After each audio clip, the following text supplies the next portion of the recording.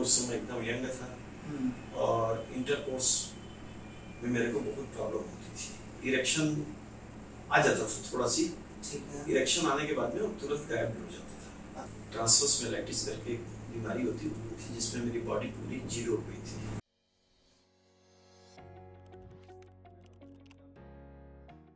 सबसे पहले आपको क्या प्रॉब्लम हो रहा था, मतलब ड्यूरिंग इंटरकोर्स में?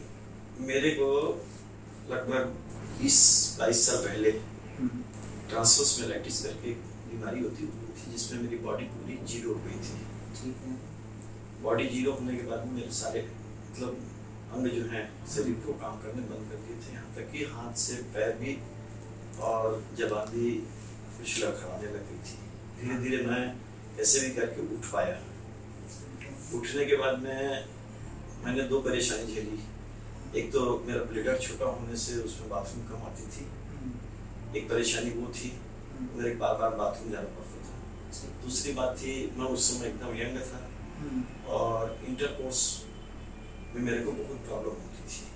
क्या प्रॉब्लम हो रहा था इंटरकोर्स में? इंटरकोर्स में प्रॉब्लम ये हो रहा था कि इरेक्शन आ जाता था थोड़ा सी, इरेक्शन आने के बाद में वो तुरंत गायब हो जाता था। अच्छा, बिना इंटरकोर्स किए ही आपका मतलब हाँ तनाव खत्म हो जाता था? हाँ, खत्म हो जाता था। बीच में कभी महीने में 1-2 बार ऐसे नॉर्मली हो गया तो हो गया, नहीं तो नहीं पाता था। धीरे धीरे ये पोजीशन मेरे साथ और बढ़ते गई, धीरे धीरे बढ़ते गई। बढ़ते बढ़ते एक समय ऐसा है कि मैं बहुत सारी दवाइयाँ ले लिया, बहुत सारी इलाज करवाए, बहुत सारी जगह गया और अपने जो नीम हकीम वगैरह सब होते हैं ना, देसी इलाज बोलते हैं जिसको, या घर वाले जो बोलते हैं ये खा ले वो खा ले बेटा फलाना कर ले, वैसे सब कुछ मैंने किया, पर मेरे को रिस्पांस बहुत ज़्यादा नहीं मिला।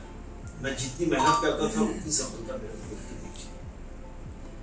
आखिर में एक बार मेरे को यूरिन इन्फेक्शन हुआ, मैं गया था रायपुर, यूरिन इन्फेक्शन दिखाया तो वहाँ पर मेरा पीएस से बहुत बढ़ाव आया। पीएस से बहुत बढ़ाव आया तो मेरे घर वाले सब घबरा गए कि भाई इनको प्रोस्टेट में क्या हो गया करके डॉक्टर साहब बोले वैसे ही। तो फिर मैं यहाँ के एक डॉक्टर के थ्रू, डॉक्टर रविंदर के जिसे अपॉइंटमेंट लेके इनसे मिला, इनसे मैंने बात की तो ये बोले अपन एक काम करते हैं, एक टेस्ट और करवाते हैं, फिर आप दवाइयाँ ले लीजिए, उसके बाद एक टेस्ट और करिए। तो इनकी दवाइयाँ लेने के बाद में मेरा पीएस एकदम कम हो गया और सेकंड मंथ जब मैं आया तो मेरा पीएस एकदम नॉर्मल था। तो ये मेरे लिए बहुत बड़ी उपलब्धि थी, क्योंकि घर वालों की फिक्र तो होती है ना कि भाई इतना बड़ा केस होने जा रहा है घर में, यंग है कैसे करेंगे करके। तो मैं भी बहुत खुश हुआ। मेरा खुश होने के बाद में फिर मैंने उस तरफ और ज्यादा ध्यान दिया, तनाव वाली समस्या। हाँ, तनाव वाली समस्या के लिए मैं भाई अभी ये हो गया मेरा तो ये अच्छा हो सकता है, डॉक्टर साहब मेरा कर सकते हैं। तो मेरे पेनिस श्रिंक होते जा रहा था। अच्छा, पेनिस का साइज भी कम हो रहा था धीरे धीरे। मेरे को मतलब पेनिस खींच के पेशाब करनी पड़ती थी। तो ये भी प्रॉब्लम मेरे से ज्यादा हो रही थी। फिर मैंने डॉक्टर साहब से चर्चा की। उसके पहले मैंने बहुत सारे वीडियो देखे, मतलब ये इम्प्लांट के वीडियो बहुत सारे देखे। तो मेरे को ठीक लगा तो मैंने डॉक्टर साहब से बात की।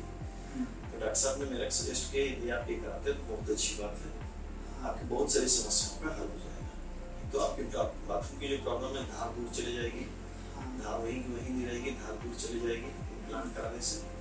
तो एक प्रॉब्लम हो जाएगी, इंटरकोर्स में भी आपको प्रॉब्लम सॉल्व हो जाएगी, कहीं किसी किस्म की दिक्कत नहीं आएगी। फिर हमने सोचा कि इंडियन कराते हैं करके। तो डॉक्टर साहब ने कहा इंडियन में इधर उधर करने में बहुत दिक्कत होती है और अपन रिजिकॉन 10 जो आता है थोड़ा महंगा रहता है बोले, पर उसमें अपन जिस तरफ मोड़ना चाहते हैं पेनिस में उस तरफ पेनिस मोड़ जाता है और कोई मतलब कपड़े पहनने में भी दिक्कत नहीं होती। फिर मैंने बहुत विचार किया, घर में भी चर्चा की।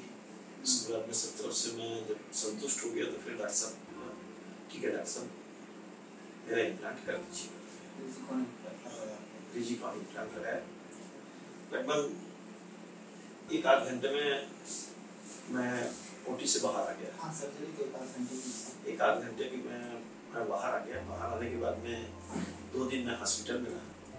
तीसरे दिन मैं घर चले गया। मेरा कैथेटर लगा हुआ था, चौथे दिन मैं वापस हॉस्पिटल आया तो आपने कैथेटर निकाला था और मेरी पट्टी थी, हाँ, जो स्टिच थी, लगा हुआ था जो सामने पट्टी थी, तो ये उसको हाँ उसको खोल दिया। उसके बाद में डॉक्टर साहब ने कहा आप जाइए, आप अच्छे से धोइए और आप अपनी लाइफ जिए करके। डॉक्टर साहब बोले कि 1-1.5 महीना रुक जाना, हाँ, क्योंकि अंदर के घाव थोड़े कच्चे रहते हैं तो तकलीफ बहुत है। मैं 1.5 महीना पूरा वेट किया, 1.5 महीने से ज़्यादा वेट किया। हाँ, उसके बाद में इंटरकोर्स मतलब हमारा अब इतना अच्छा होता है ना हाँ, कि मैं उसकी कल्पना भी नहीं कर सकता।